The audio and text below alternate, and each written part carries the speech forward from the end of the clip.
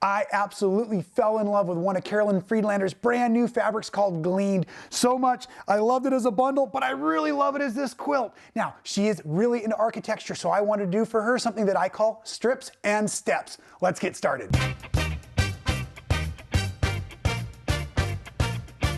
How many of you watching at home today know somebody that just buys fabric because they love the way it looks? Yeah, me too, right? Well, this bundle from Carolyn Friedlander, I just fell in love with it. This is Gleaned. This is a pretty new line that she's come up with, and I loved a lot of the little micro textures and things that were going on within the whole bundle itself.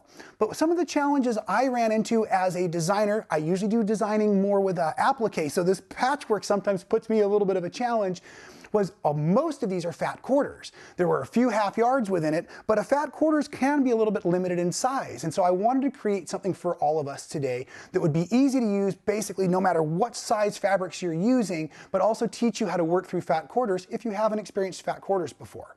Hey, if you haven't experienced a fat quarter before, it's not a body part, it is a measurement 18 by 22 inches, okay? It's a half yard that's been cut down. So let's talk about how we're going to break these apart for the quilt today. When I took my bundle apart, I'm always drawn to the high energy fabrics in the bundle. I think it's the amount of coffee I drink. So this orange over here and this bright yellow that I have were where my eye went immediately when it was stacked up and as I took it all apart. So I'm going to save these, as you see in the quilt, as my steps. These are a little bit of the higher impact colors I'm using.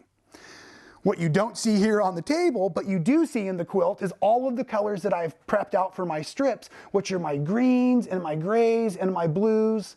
And when I was looking at my bundle, those all read as neutrals to my eyes. Basically, they're all the same value in color, and they're very safe when working together. And a lot of us quilt makers, when we're picking our colors, work in a very safe realm. Although I have heard this conversation many a times, some of us feel like our quilts are a bit too safe when we're done. So there's a lot of little tricks we can add in the quilting, in the binding, things to add a little bit of punch and color, and that's where I was going with that bright yellow. Now, these strips in the background are all cut at 2.5 inches wide. The strips for the steps are cut at 2.5 inches wide. The step tops are 1 inch wide, and I'm going to walk you through that here in a second. One of the other cool things that happened though with the fat quarters is I love the bundle so much. Look, I was able to put several of them, I have 8 of them total, as fat quarters on the back. I just trimmed them down and pieced them back together like that. So I was able to really use up the line the way I wanted to really represent all of the fabulous fabrics that Carolyn put together, right? Then the other thing I want to point out, one last thing, is look at this wonderful binding color, right? I love that bright orange. And I should say more of that burnt orange, right? Because the burnt orange, when brought next to this bright orange and the yellow, really works fantastic together. And then there was a blessing in the bundle I didn't even see coming, right? There are I think there's actually 4 pieces that were actual half yards, a full half yard. And I needed more of the half yard to get the binding to go all the way around the quilt. Those were also cut at 2.5 inches for those strips. And this is what I had left over from my half yard. So hopefully that explains your fat quarter breakdown a little bit. There was a couple other half yards I want to talk about in my bundle. I had this fantastic green fern print, and I did also cut a couple extra strips for that because of the amount of strips we need. So that one was a little different cutting. And then the black was a fantastic one that I'm saving for a whole other project because that's what we do with fabric. And same with this orange one, I love it. Okay, so let's get these out of the way so that we can talk about how to prepare our fat quarters themselves. Now, a fat quarter being 18 inches by 22 inches and coming from the bundle often is going to have the need to be pressed and the need to be cut down. Now, if you've never heard this before, I have, and I truly believe it, that fabric has memory. So what I'm doing right now is I'm pressing my fabric. I've got a little steam in my iron. I'm getting it super nice and flat and crisp. But I'm not going to move the fabric. Look, if I take something like this one has not been unfolded yet, straight off of the package, you can see there's often going to be these heavy fold lines. We have it all the time. It's even on the fold off the bolt, right? So you can see these heavy crease lines in here. Well, I'm stalling actually to tell you that story so that I don't move this fabric yet. If you wait just long enough until it's pretty cool to the touch, then when you move it, those creases won't come back. That's what I mean by fabric has memory. Now, I'm going to prepare this fat quarter like I will for the steps, but remember, everything is 2.5 inches. So what we're going to first do is we're going to make sure that all of our strips for the background are cut exactly the same length. Because they were fat quarters at 22 inches, but they might have some selvage in them, I want to cut them at 21 inches myself. So the first thing we always do is we make a good true cut. So to make a true cut, what that means is I'm going to choose a spot, and this is that folded line up here, and I just have to commit to one straight line. I'm going to cut off as little as possible, and I'm going to cut this straight line like this. Okay, now that that line is straight, I can either use the lines on my mat or the lines on my rulers or whatever I need to do to cut this down. Now I'm going to slide this right here. Let's see, what was I using last night that made life so easy? If I'm at 8 here, and I want 21, I come down to 29 here. And right now, the only line that matters is the line over here, nice and straight, because this line can't be trusted yet down here. Now I'm laying my ruler on the mark I need, so I'm looking from this line all the way through up here to this line. And I will point out that when I'm doing this with my fat quarters, I'm doing at least 4 at a time so that I'm saving time. If you cut too many and you make a mistake, things could get troublesome, right? Okay, so now this has been squared down. Everything is going to be 21 inches this way. This is a squared edge. This is a squared edge. So now I'm going to use those for another true cut.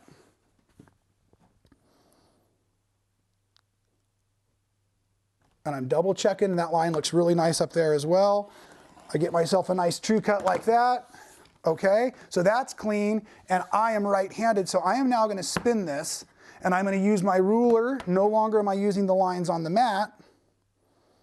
And I am looking at the straight line over here that is 2.5 inches, and I'm going to go ahead, and I'm going to slice all the way through. And I'm going to do it one more time and show you a trick, because not all of us are the same size. And I see this in workshop a lot, and it scares me a little bit. So some of you don't have as long of arms as I do, and that's not because I've been training to be a long arm quilter. I'm still using a sit-down machine. That's supposed to be humor. But what I see a lot of folks do is they're going to hold the ruler based on their body size down here. And as they start to cut, the natural instinct is going to be to cause the ruler to veer, no matter how sticky it is. So if you're that size person, I want you to stop and lean into it and move your hand way up here. I know it's going to feel a little less comfortable, but the further away you hold your ruler, the less chance you have of veering and making a poor cut. These fat quarters are going to leave you with just a scotch at the end, and you're going to have about 7 strips, if I remember correctly, as you cut down. So do all your cutting so that you can then enjoy your time at the sewing machine. Oh, and I'm sorry, for your strips themselves, your steps themselves, these orange and yellow pieces, you're going to need to make 3 of the 2.5 inch wide and 3 of the 1 inch wide strips, and you're going to stitch them together. There's another trick coming, because I love the print, so let's use the print to our advantage. Most of that yellow has this fun camouflage little piecing in the background, but a few of it has this really cool where the grid just runs out. Look at this, this is so neat. See that print work? I mean, this is real detail. I think it's super cool. So what I'm going to do is I'm going to line up my selvage over here with my selvage down here, so that as I cut these, I get this really neat finished piece. And then I'll show you, or you can look behind me real close right now. The very first step up there is just the run out piece. And the very last step I used in the quilt was just the run out piece too. And I like to sneak little things in there that are just little details that I know and love to point out to my friends. So here we go. Doing a 1/4 inch seam, I've got cotton threads, I've got an edge guide, and I'm not pushing or pulling, and I'm just watching the machine feed those 2 edges together nicely. If you're new to quilting, the more accurate we do our work, the nicer our quilts will lay. But what's most important is that you're having fun and enjoying what you're doing. I don't want you to get too caught up in precision, but some of you know my personal goal for the years have been to improve my precision. So that's why I keep talking about it. Okay? I'm going to bring it over to my ironing station. My right sides are still together. I'm going to press this open. Push it over like that. And then I'm going to subcut these down into 2.5-inch strips to make my strips just right, to fit within the columns, we'll call it, of the quilt from here on out. Okay, so to cut this down, what I want to do is I want to use this line, the seam there, always on a line in my ruler, so that I'm cutting a very nice and straight cut. So for there, I'm going to make my true. I'm right-handed, so I'm going to spin that piece around.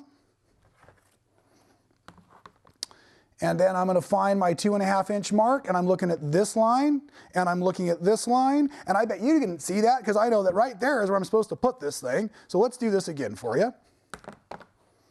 They've got a bullseye on the cutting mat for a reason. So let's do this again.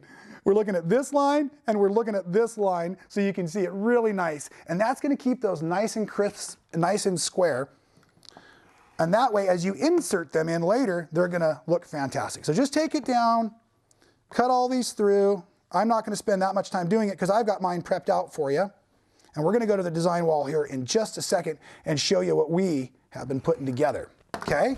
So we have 19 strips up here on the wall, but before we put the steps in, I want to talk a little bit more about the design I was going through. So if you look carefully, most of these strips are kind of alternating what I would call green, blue, green, or blue, greenish, gray, blue. So they're kind of checkerboarding, if you will. What was really important in the design for me was that these seam allowances would all line up. And that's why I've asked you all to cut your strip lengths, your fat quarters, at 21 inches or 20 inches or whatever works so that you can get them all the same length. Now, remember when I said I wasn't exactly sure how this design was going to turn out? I thought as I laid my steps in here that it would start to shift around all of these seam allowances. But what it really does is it keeps them all nice and consistent. So let's play with that and let's make it really, really fun. So I put up my strips. I have I have my heavier, darker, medium colors at the bottom, more of my lighter colors in the center like I like to do with my design work. And then what I first started to do is I thought, okay, I want to get my strips or my steps, and one in each strip all the way down to the bottom, and I just want them to kind of feel equal distant. I saved one of those really cool highlight strips, and I'm going to use these lines on my wall right now because I know they're 2 inches, and I started at about 2 inches, and I stuck one of my steps in place. And then I thought, okay, well then I'm going to have a little bit of a seam allowance, so let's just put another step right here. And what I did is I began building down all of my steps,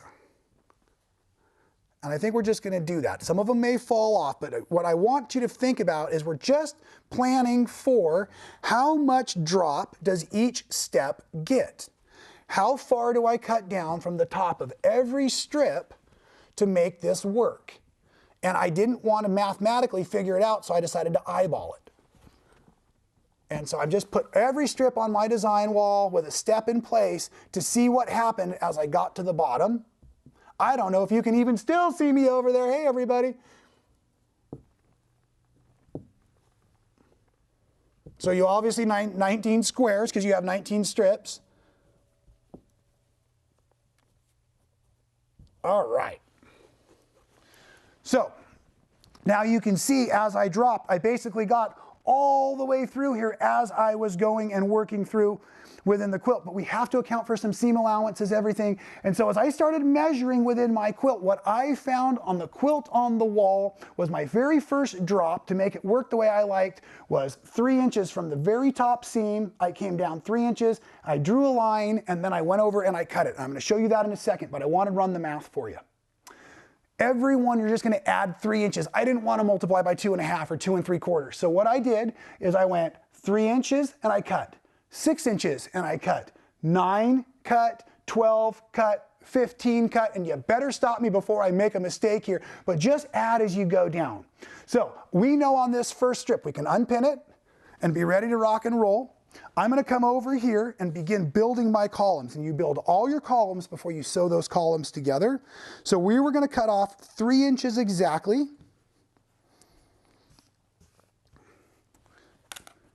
From this edge, because that was my top of my piece. So I'm looking down here 3 inches exactly, and I like to always use as many lines as I can for square. Okay, 1, 2, 3, because I don't want to make the mistake right now.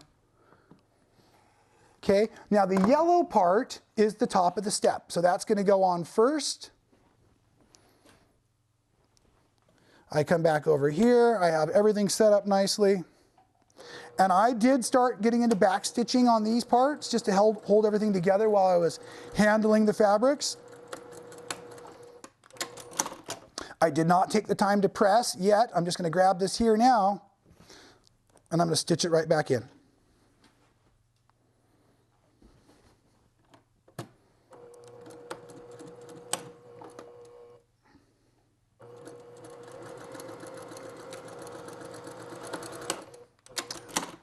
Once it is all stitched into place like that, then I came in and I began pressing.